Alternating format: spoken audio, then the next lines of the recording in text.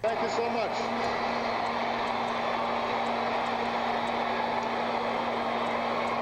Thank you.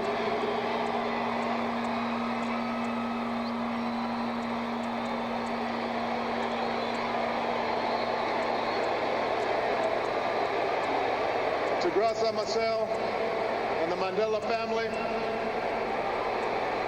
to President Zuma and members of the government, to heads of states and government, past and present, distinguished guests, it is a singular honor to be with you today, to celebrate a life like no other.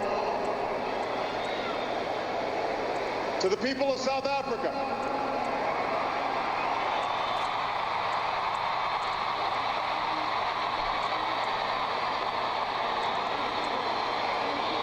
people of every race and every walk of life, the world thanks you for sharing Nelson Mandela with us. His struggle was your struggle. His triumph was your triumph. Your dignity and your hope found expression in his life, and your freedom, your democracy, is his cherished legacy. It is hard to eulogize any man, to capture in words not just the facts and the dates that make a life,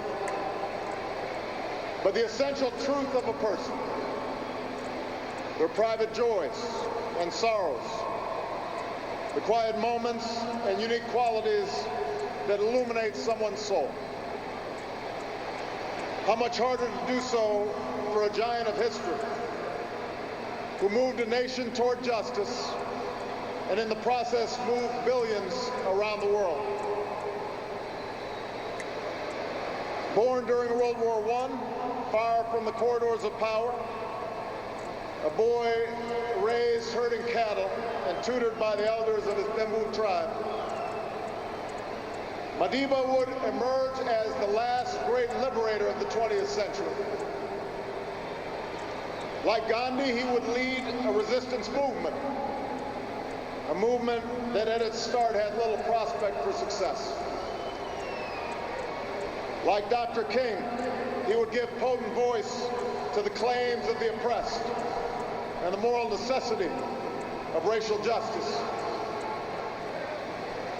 He would endure a brutal imprisonment that began in the time of Kennedy and Khrushchev and reached the final days of the Cold War. Emerging from prison without the force of arms, he would, like Abraham Lincoln, hold his country together when it threatened to break apart. And like America's founding fathers, he would erect a constitutional order to preserve freedom for future generations, a commitment to democracy and rule of law, ratified not only by his election, but by his willingness to step down from power after only one term.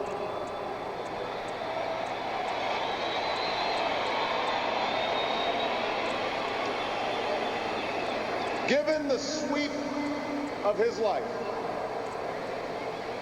the scope of his accomplishments, the adoration that he so rightly earned, it's tempting, I think, to remember Nelson Mandela as an icon, smiling and serene, detached from the tawdry affairs of lesser men. But Madiba himself strongly resisted such a lifeless portrait.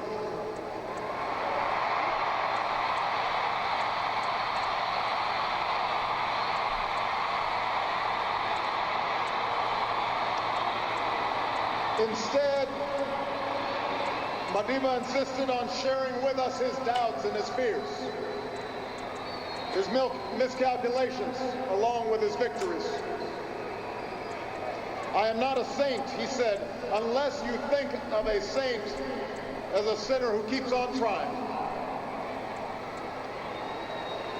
And it was precisely because he could admit to imperfection, because he could be so full of good humor, even mischief, despite the heavy burdens that he carried, that we loved him so. He was not a bust made of marble. He was a man of flesh and blood, a son and a husband, a father and a friend. And that's why we learn so much from him, and that's why we can learn from him still. For nothing he achieved was inevitable. In the arc of his life, we see a man who earned his place in history through struggle and shrewdness and persistence and faith. He tells us what is possible, not just in the pages of history books, but in our own lives as well. Mandela showed us the power of action, of taking risks on behalf of our ideals. Perhaps Mandela was right that he inherited a proud rebelliousness, a stubborn sense of fairness from his father. And we know he shared with millions of black and colored South Africans the anger born of 1,000 slights, 1,000 indignities, 1,000 unremembered moments, a desire to fight the system that imprisoned my people, he said. But like other early giants of the ANC, the Sisulus and the Tambos,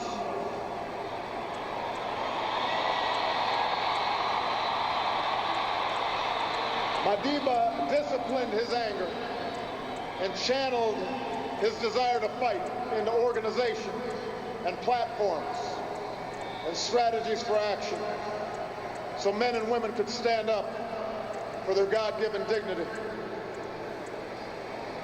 Moreover, he accepted the consequences of his actions, knowing that standing up to powerful interests and injustice carries a price. I have fought against white domination, and I have fought against black domination. I've cherished the ideal of a democratic and free society in which all persons live together in harmony and equal opportunities. It is an ideal which I hope to live for and to achieve, but if needs be, it is an ideal for which I am prepared to die.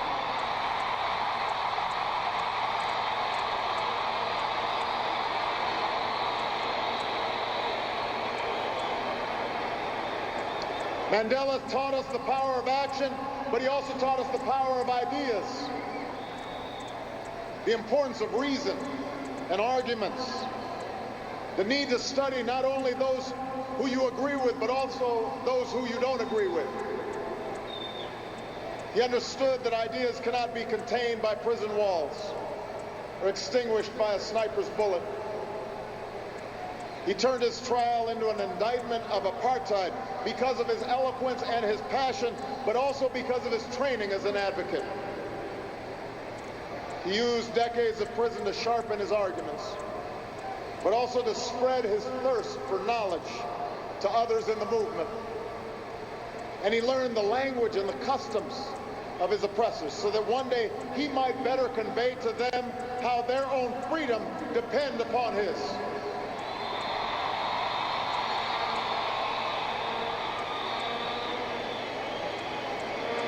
Mandela just demonstrated that action and ideas are not enough. No matter how right, they must also be chiseled in the law and institutions. He was practical, testing his beliefs against the hard surface of circumstance and history. On core principles, he was unyielding, which is why he could rebuff offers of unconditional release, reminding the apartheid regime that prisoners cannot enter into contracts. But as he showed in painstaking negotiations to transfer power and draft new laws, he was not afraid to compromise for the sake of a larger goal. And because he was not only a leader of a movement, but a skillful politician, the Constitution that emerged was worthy of this multiracial democracy. true to his vision of laws that protect minority as well as majority rights and the precious freedoms of every South African. And finally, Mandela understood the ties that bind the human spirit. There's a word in South Africa, Ubuntu.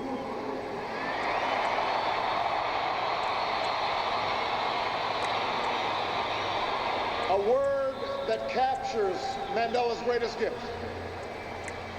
His recognition that we are all bound together in ways that are invisible to the eye. That there's a oneness to humanity. That we achieve ourselves by sharing ourselves with others and caring for those around us. We can never know how much of this sense was innate in him or how much was shaped in a dark and solitary cell.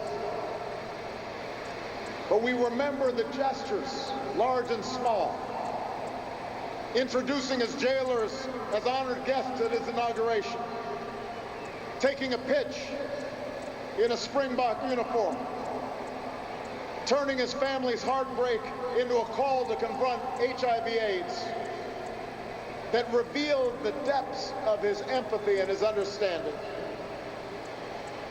He not only embodied Ubuntu, he taught millions to find that truth within themselves. It took a man like Madiba to free not just the prisoner, but the jailer as well. To show that you must trust others so that they may trust you. To teach that reconciliation is not a matter of ignoring a cruel past, but a means of confronting it with inclusion and generosity and truth. He changed laws, but he also changed hearts. For the people of South Africa, for those he inspired around the globe, Madiba's passing is rightly a time of mourning and a time to celebrate a heroic life. But I believe it should also prompt in each of us a time for self-reflection. With honesty, regardless of our station or our circumstance, we must ask, how well have I applied his lessons in my own life?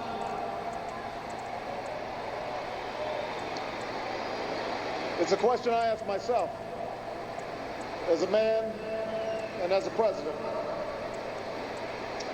We know that, like South Africa, the United States had to overcome centuries of racial subjugation. As was true here, it took sacrifice, the sacrifices of countless people, known and unknown, to see the dawn of a new day. Michelle and I are beneficiaries of that struggle.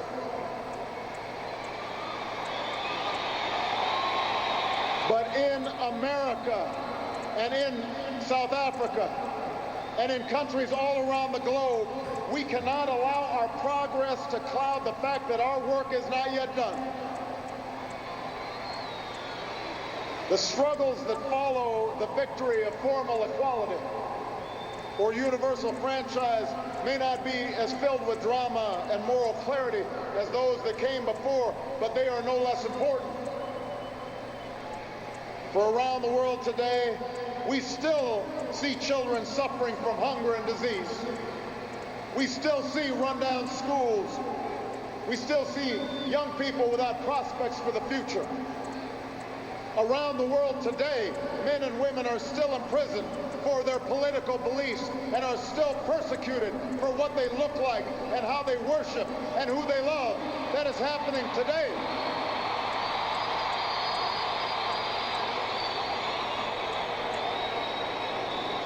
And so we too must act on behalf of justice.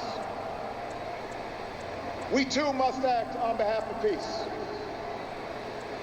There are too many people who happily embrace Madiba's legacy of racial reconciliation, but passionately resist even modest reforms that would challenge chronic poverty and growing inequality.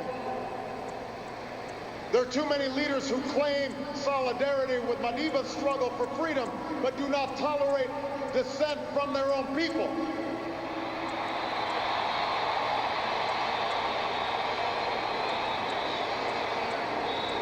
And there are too many of us on the sidelines, comfortable in complacency or cynicism, when our voices must be heard. The questions we face today: how to promote equality and justice, how to uphold freedom and human rights, how to end conflict and sectarian war. These things do not have easy answers. But there were no easy answers in front of that child born in World War I. Nelson Mandela reminds us that it always seems impossible until it is done. South Africa shows that is true. South Africa shows we can change, that we can choose a world defined not by our differences, but by our common hopes.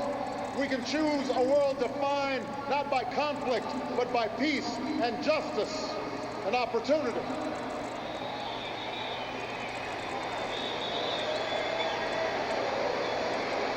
We will never see the likes of Nelson Mandela again.